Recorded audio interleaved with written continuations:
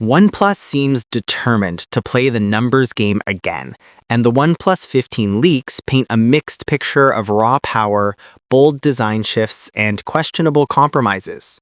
Starting with performance, fresh Geekbench results show the device under model number PLK110 hitting a huge 3709 single-core and 11,000 multi-core score with Qualcomm's new Snapdragon 8 Elite Gen 5 clocked at 4.61 GHz, paired with 16 GB RAM and Android 16.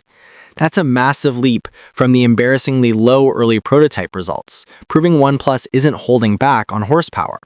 The chip itself is already shaping up to be the silicon of late 2025, also spotted inside the Xiaomi 17, with Vivo, Oppo, and even Samsung likely to adopt it, though the Galaxy S26 Ultra might stick to its in-house Exynos 2600. On raw speed, OnePlus is at the front of the pack, no questions there. But then the usual contradictions start creeping in. The global model number CPH2747 recently showed up on Malaysia's SIRIM certification, also confirming TUV approval for 120-watt wired charging, a 20% boost over last year's 100-watt. That sounds great until you notice what's missing.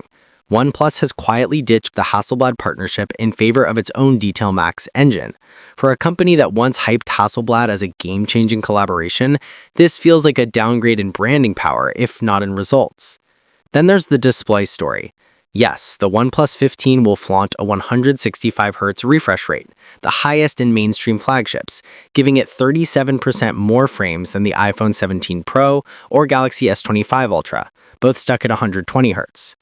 But that comes at the expense of resolution, since OnePlus is sticking to 1.5K instead of 2K, a deliberate cutback to keep battery life and heat in check.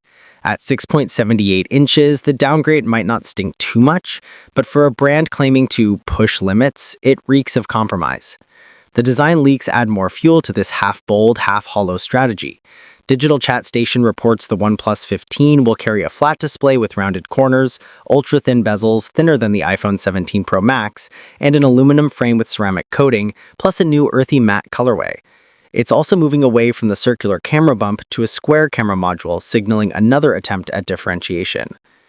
Then comes the almost absurd twist.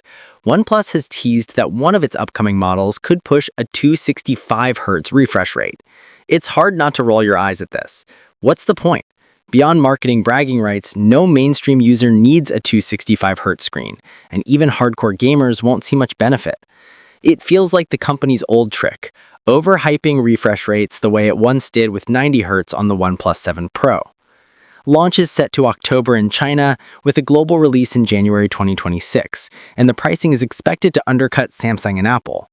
Still, the question lingers. Is OnePlus genuinely innovating or just dangling big numbers to distract from the corners it keeps cutting?